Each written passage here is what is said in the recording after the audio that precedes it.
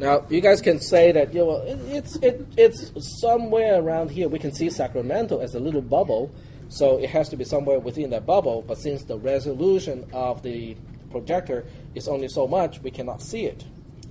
Now, how about hypothetically we'll say that this monitor or this projector has infinite resolution. We can actually make tiny little characters to fit ARC into this map here. Would we, okay, so just assume that. Just assume that we can make this projector to have infinite resolution. We can make the prints as small as necessary to fit as much detail as we want on the screen. Now, if you display ARC on this map, don't you think there will be a lot of other details also displayed on this map? And with all that other details also displayed on the map, can you locate ARC if you don't know that ARC is where in Sacramento? We have that problem with maps, don't we? Okay? Many of you are in the GPS era, so you did not have a chance to deal with maps from AAA. But the older folks actually have to deal with physical maps from AAA, which is extremely dangerous. Because when you have even when the navigator is reading a map, the map is so big it will just block the side view of the driver.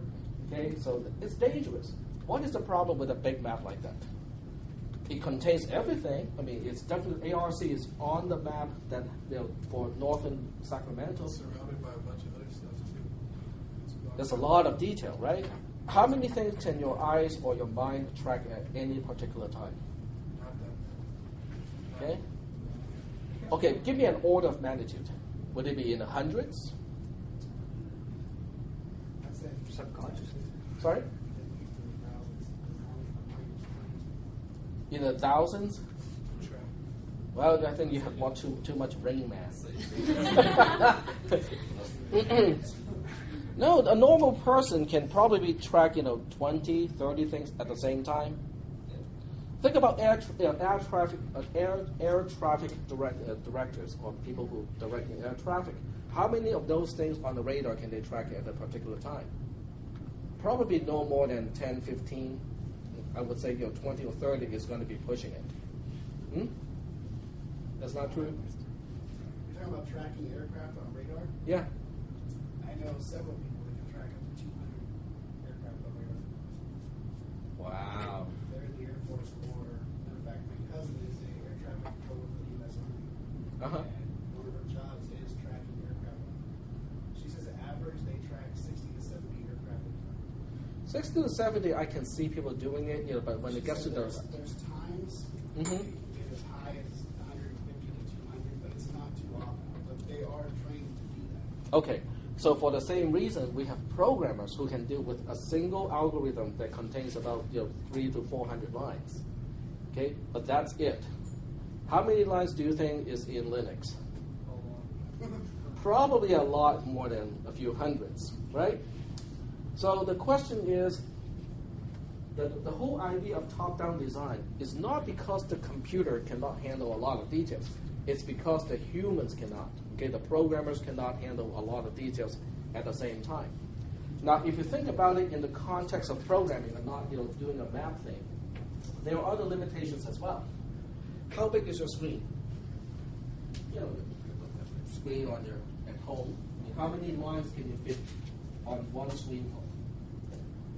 Even if you use the smallest font, okay? I use really tiny fonts when I write programs, so I can fit as much stuff as I can. My fonts typically are 8 pixels high, okay? And that's pretty much as far as I can push it, okay? 8 pixels high is pretty much as far as I can push it. A good screen these days, have approximately, you can push it to say, 12,000 pixels. But even that is only going to give you 150 lines. When you have a program that has 500 lines or a single algorithm that has 500 lines, that means in order to go from the beginning of the algorithm to the end of the algorithm, you need at least 3 page ups or 3 page downs. Does it make sense? Now, why does that have anything to do with, that's not really good? Why is it not good? Remember the indentation thing? The indentation is really good because it visually displays how a statement is containing another statement and how the else is separating the then versus the else and so on and so forth. What if your else cannot even be seen on that page? How do you line it up? How do you know which statement is containing which other statement? You cannot. Okay?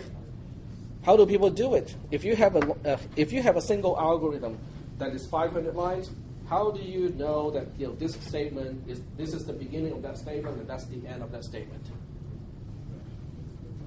Okay? Not easy. Okay, so before we leave, I just want to point out how they do it in the good old days that is actually not very viable these days anymore. Fan fold paper.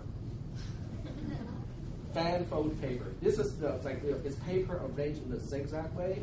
So basically, it's one continuous piece of paper, but it's zigzag, folded.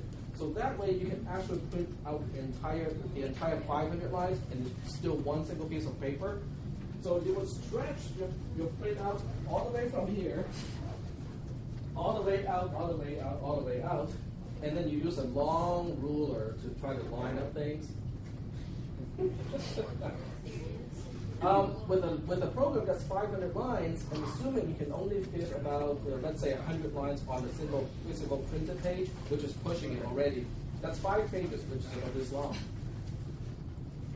So a long ruler can do the trick, but nonetheless, it is difficult to line up and see where a construct begins and where a construct ends. That is why we need top-down design, because we cannot just keep writing 500-line programs. 500-line programs are not very useful. But at the same time, we can only keep track of 500 things at the same time, at the most. So that means somehow we have to say, okay, here we need to do this, but I don't really want to specify how it is done at this point, and then defer that later. Okay, that's the whole idea of top-down design in the context of programming. Okay, so I just want to point out where we are now in the class so that you guys can continue to read, because we will have a test on Wednesday, which means we are not going to talk about top-down design. We are now at this point with top-down design. So read ahead of me. This one has a sample program to find the prime factors of a number, which is not very hard, but I use that as an example of how to apply the whole principle of top-down design. So try to read ahead of me after the exam, and study hard. Better make sure I save all this stuff too. Zach, I have a question. Yep. Wednesday we did a problem. Let's see. Where's that? Right here, this one. You know how you kind of do the pre-condition, then you kind of move on to the post, each line. Mm-hmm. But then today we kind of we did the preconditions first for all of them, and then did the post. Mm-hmm. Does it matter, which way? Okay, if I have to do this one like that instead? No, you cannot, because this one is a conditional statement, which means the execution of the program is not really sequential. It's not like line 1, line 2, line 3, line 4, line 5. This one is a conditional statement, which means you come in and then you have to split the path into 2. Okay. So that means the analysis of the code will have to reflect that as well. So that's why we cannot sequentially analyze this one. Okay. All right. Thanks. Mm-hmm. Totally random question for you. Go ahead. Yep. Have you ever heard of the webcomic XKCD? Yes.